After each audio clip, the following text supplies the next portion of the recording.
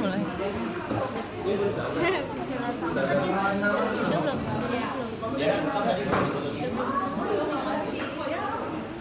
Oke, jadi kita ngobrolin lagi ya.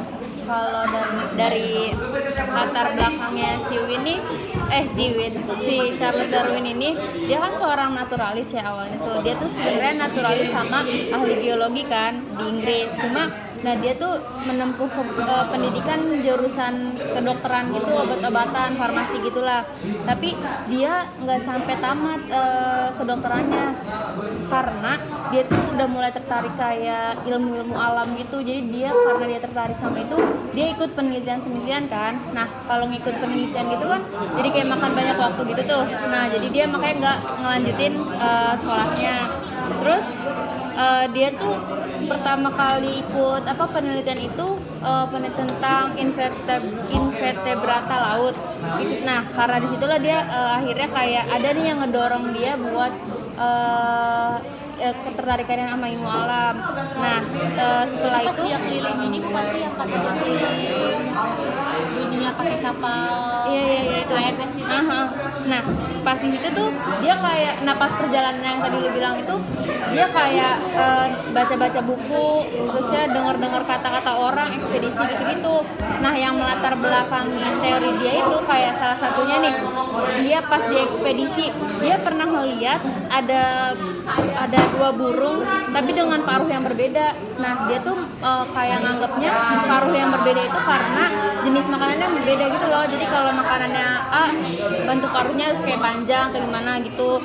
Terus dia juga kayak ada yang pendapat Charles Yale gitu kalau yang menyatakan kalau mana ya?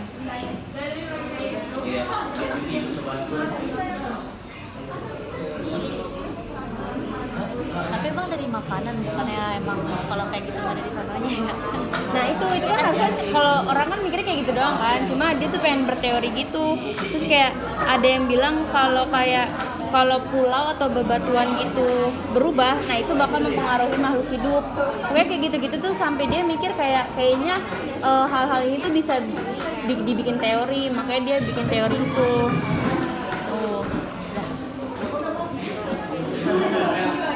Dia kan baru ternyata kan dia kan udah terus ternyata kan dia baru menemukan teori secara pribadi itu tahun 1837 sampai 1839 ya. Itu yang abis dia keliling yang dia tadi yang abis keliling dunia pakai kapal HMS. Nah terus abis dari 2 dekade dari itu dia tuh baru publikasi gitu loh yang teori dia. Terus dia tuh ngeluarin teori kalau organisme itu berevolusi dari generasi ke generasi melalui pluralisasi revisi sama perilaku gitu. Terus dia mengalami perubahan seiring adaptasi dengan lingkungan hidupnya. Tapi kalau misalnya si makhluk hidup itu gak beradaptasi pasti bakal rentan gitu kan ya. Nah, terus ya teori-teorinya tuh dia ungkapin, terus dia bikin buku yang judulnya On the Origin of Species pada tahun 1899. Terus itu bukunya itu ternyata kayak mempengaruhi masyarakat sama pemikiran barat yang udah modern gitu sampai sekarang. Iya sampai sekarang.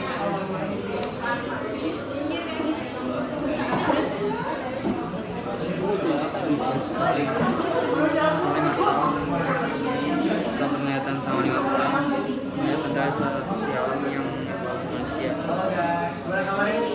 dalam wilayah kan paling ini dan PSBK juga pada 2 Oktober tahun 1939 bahwa pada tahun 2 Oktober 1996 itu ternyata si Charles baru kembali. Jadi itu udah 5 tahun dia berlayar keliling dunia buat cuman meneliti evolusi manusia sama seleksi alam. Dalam waktu itu sampai tahun 24 November 1859 itu ternyata masih terdapat kendala-kendala sampai Charles Darwin-nya mendapatkan paket yang berisi buku yang membuat dia yang jadi terinspirasi dari kendala dari akhirnya melanjutkan sih pada tahun 2014.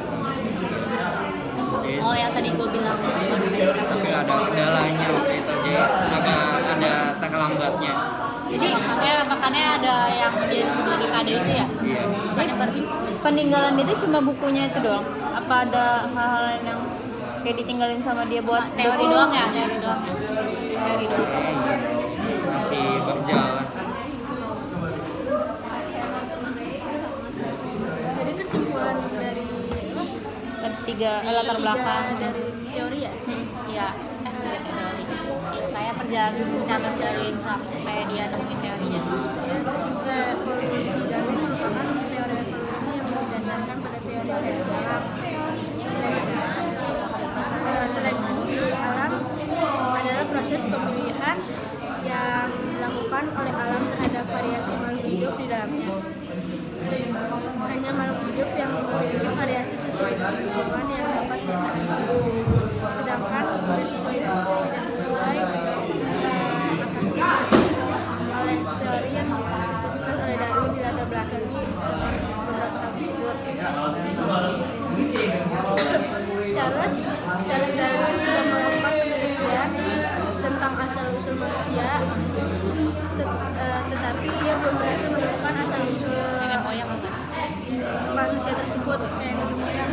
Jadi ini yang manusia pertamanya gitu ya? Ya, dari kayak terus akan tetapi semua hasil penelitian atau pengamatannya yang dicatat dalam buku The Origin of the Species pada tahun 1959 diteruskan oleh seorang yang bernama Thomas Buckley. Sama halnya dengan Darwin, Buckley dengan mencatat hasil penelitian dalam buku yang berjudul Man's Place in the Nature. Dalam buku itu Huxley mengatakan bahwa simpanse adalah makhluk yang memiliki ciri-ciri hampir sama dengan manusia saat ini, meskipun terdapat beberapa ciri yang hampir sama, tetapi bukan evolusi manusia itu berasal dari keturunan kera. Oh gitu, berarti intinya dia ini nggak sih apa namanya bilang kalau manusia itu harus beradaptasi sesuai lingkungannya. Kalau Iya. misalnya dia nggak bisa beradaptasi ya dia punah. Kayak tadi yang bentuk paruh burung gitu loh, kalau dia paruhnya nggak sesuai sama makanannya dia nggak bakal dapat makanan gitu kan, jadinya mati gitu, jadi punah. Hewan nggak sesuai dengan habitatnya.